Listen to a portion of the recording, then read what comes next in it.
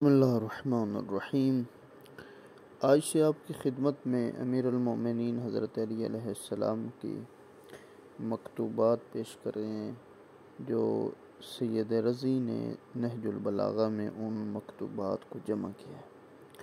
مکتوب یعنی نامہ، ان کے خط جو امیر المومنین نے مختلف لوگوں کی طرف انہوں نے تحریر فرمائے۔ مکتوب نمبر 1، خط نمبر 1 جو مدینہ سے بصرہ کی جانب روانہ ہوتے ہوئے اہل کوفہ کے نام تحریر فرمایا۔ فرماتے ہیں خدا کے بندے علی امیر المؤمنین کی طرف سے اہل کوفہ کے نام جو مددگاروں میں سر برآوردہ اور قوم عرب میں بلند نام ہے۔ میں عثمان کے معاملے سے تمہیں اس طرح آگاہ کیے دیتا ہوں کہ سننے اور دیکھنے میں کوئی فرق نہ رہے۔ لوگوں نے ان پر اعتراضات کیے تو مہاجرین میں سے ایک میں ایسا تھا جو زیادہ سے زیادہ کوشش کرتا تھا کہ ان کی مرضی کے خلاف کوئی بات نہ ہو، اور شکوہ و شکایت بہت کم کرتا تھا۔ البتہ ان کے بارے میں طلحہ و زبیر کی ہلکی رفتار بھی سختی اور درستی لیے ہوئے تھی۔ ان پر عائشہ کو بھی تحاشا غصہ تھا، چنانچہ ایک گروہ آمادہ ہو گیا اور اس نے انہیں قتل کر دیا۔ لوگوں نے میری بیعت کر لی اس طرح کہ نہ ان پر کوئی زبردستی تھی، نہ انہیں کوئی مجبور کیا گیا تھا، بلکہ انہوں نے رغبت و اختیار سے ایسا کیا۔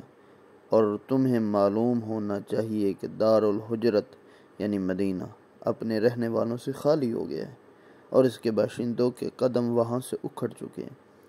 وہ دیگ کی طرح ابل رہا ہے، فتنہ کی چکی چلنے لگی ہے، لہذا اپنے امیر کی طرف تیزی سے بڑھو اور اپنے دشمنوں سے جہاد کرنے کے لیے جلدی سے نکل پڑو۔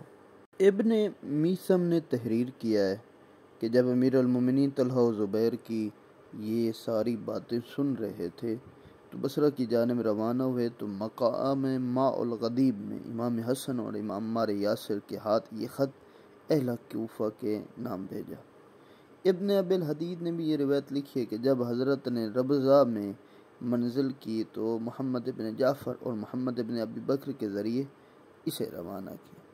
حضرت نے اس مکتوب میں واضح طور پر روشنی ڈالی کہ عثمان کا قتل کن افراد کی کوششوں کا نتیجہ تھا، وہی اسی میں بڑھ چڑھ کر حصہ لینے والے تھے، اور اسی اعتبار سے عام اجتماعات میں وہ آتے تھے اور بتاتے۔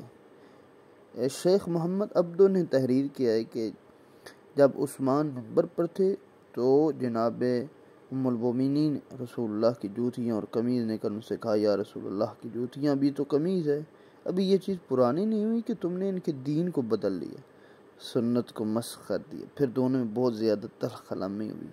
ام المومنین نے کہا اس ناصل کو قتل کر ڈالو۔